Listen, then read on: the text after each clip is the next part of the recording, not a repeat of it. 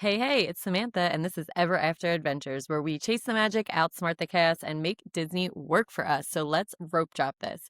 All right, I need you to picture this. It's July, you're in Disney, it's 94 degrees, but it feels like 107. Your kids are sticky, your iced coffee's gone, and somehow you've already spent $80 and it's not even noon. And then you see a sign. Pass holder exclusive lounge, 40% off dining, special summer perks. And you're like, wait, this might save my day. But here's the question no one's asking. Is Disney helping you or giving you a prettier way to spend more money? Because this week, Disney dropped their full summer pass holder days lineup, which is May through July.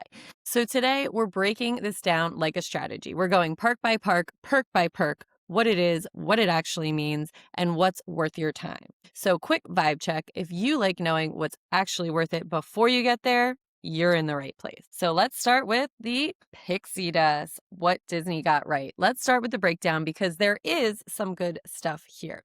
Let's start in EPCOT, the MVP this summer. This is where Disney went all in. Here is what you're getting. Daily Passholder Lounge in Morocco, snacks, water, seating, 11 to 7. Meeting a Disney character, 11 to 7. 20% off merch at Creation Shop. Exclusive cake pop at Caramel Kusha, popcorn bucket, and tumbler access.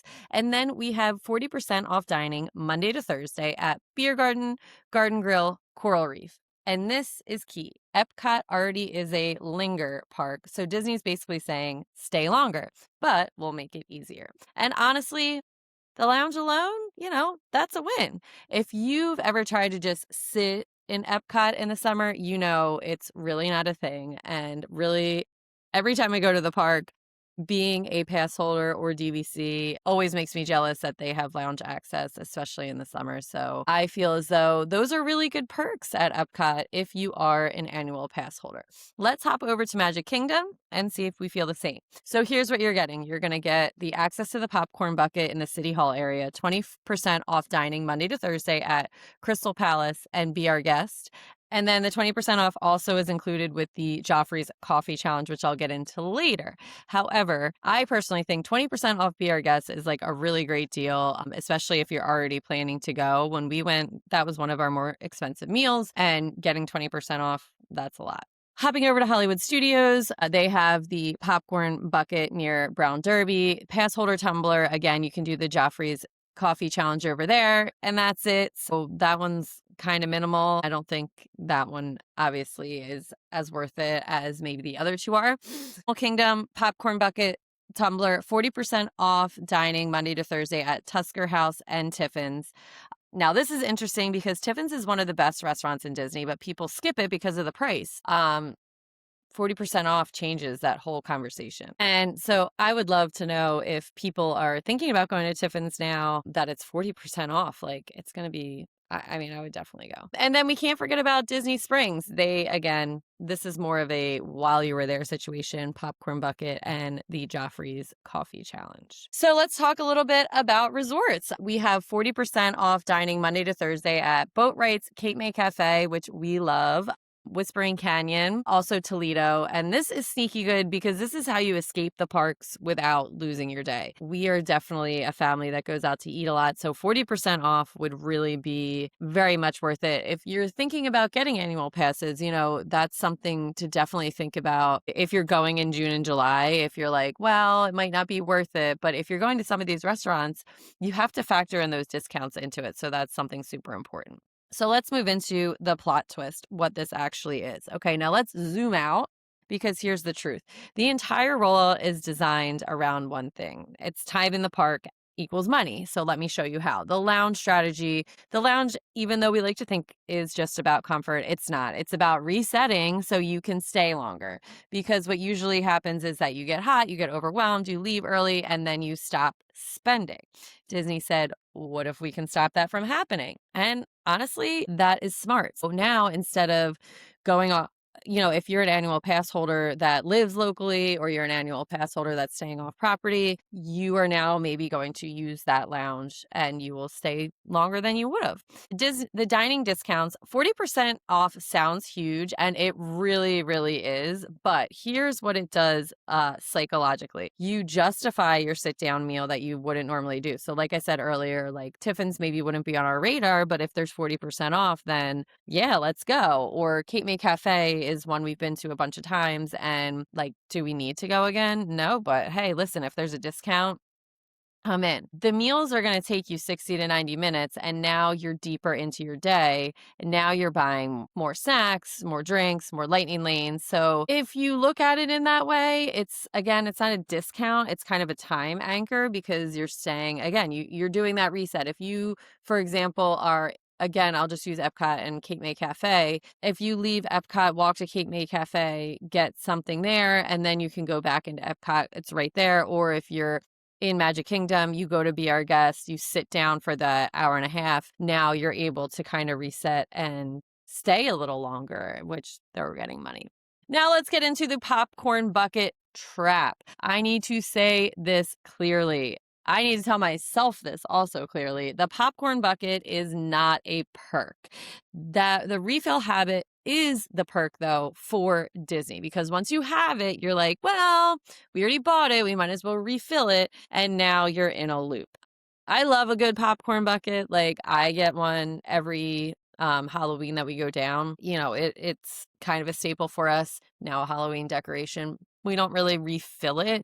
So I'm not buying it in that sense of like, we're going to get refills. But, I think it's something to think about, that you're going to say, oh, this is an easy snack, but like maybe you wouldn't be getting so many refills, or you're like trying to make it worthwhile.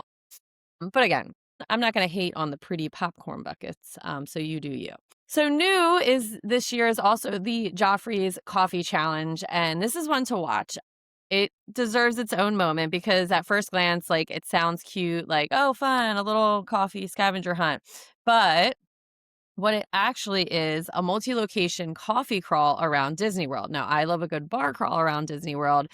But from June 1st to June 31st, you're going to be able to do a Joffrey's coffee crawl. You purchase specific drinks at different Joffrey's locations, track your progress, typically via a guide or your mobile. Complete it, unlock a reward, usually an exclusive drink or item, which is pretty cool. So again, that's like, what do we kind of do today? If you're an annual pass holder, you're hopping to different parks. So it's not just grab a coffee, it's move across parks, trying multiple specialty drinks. You're going to keep going back. Again, it's a loop. And honestly, if you're a coffee person like myself, this could be fun. Like, genuinely, if I was an annual pass holder living close by, I would totally do this. Trying different drinks around the parks. This is very adult EPCOT energy. So I feel as though it could be something fun. But again, going into that money thing, like, maybe you weren't going to hop to Hollywood Studios today, and now you're getting a coffee and a snack, or maybe you weren't going to go to Magic Kingdom today, now you're getting a coffee and you're getting a souvenir. So again, while these things are wonderful perks, there's always some sort of back to it. So let's go to the magic moment, how to actually use this. This is where we're going to flip the script, because you can use this to your advantage. I know I talked about the disadvantage kind of it, but let's talk about the advantage.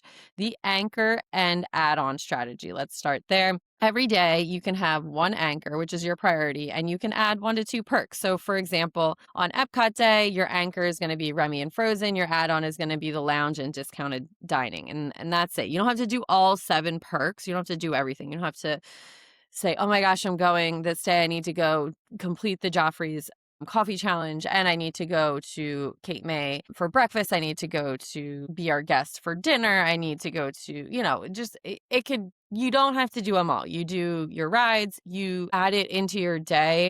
But like I said, it's kind of when you start planning your whole day around these perks is where Disney is getting the money that they wanted. Use the lounge like a pro. That's another thing. Don't wait before you're exhausted.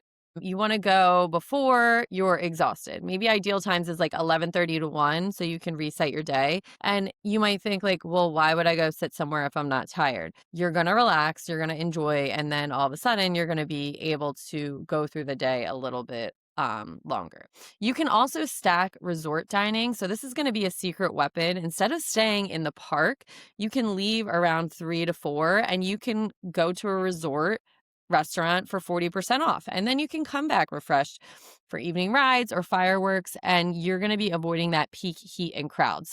While I know I said earlier that that's the whole point of what it's doing, but the reality is if you are going to eat, I would highly recommend one of those, going to a resort one, and then this way you can rest, relax, and then you can go back for fireworks, but don't spend, which is going to be my last one. Pick one fun spend. If you want a popcorn bucket, get it. Like I said, I get one every Halloween time, but that's your one. Bucket, tumbler, snacks, and challenge. Like, just pick one. That would be great. So if I were you, I'd stop treating Disney like a checklist, because that is where people lose. To kind of go a little bit off topic, we are getting right out of spring break, or we're in the middle of spring break. And so many people I know are going for like the first time, or have gone for the first time. And it was like a checklist. We got to go here, we got to go there, we got to go there. And I have been victim of that for many, many years of my life, until I realized there is another way. But the whole part of going to Disney is the magic of it. And there's so much more than just the rides or the restaurants. Having a combination of everything is super important. You don't want to have this checklist and then you want to try to maximize every perk, hit every ride, get every snack. And then you're like, why was this so stressful? I just saw someone saying like they had the most stressful Disney trip. And I'm like, you didn't quite plan it right. You've turned your vacation into a performance, which is what happens to a lot of people. So instead, like always, this can be to not just these VIP pass holder perks, to anything. Decide what actually matters to you. Let everything else be optional. And here's the big one. Just because Disney offers it doesn't mean you need it. That is where you win with Disney. So with that, it's a little bit of a shorter episode. Disney gave us perks this summer. Some are great, some are strategic, but the real magic is knowing the difference. Use what works, ignore what doesn't. Keep the magic, skip the chaos, and I'll meet you on Main Street.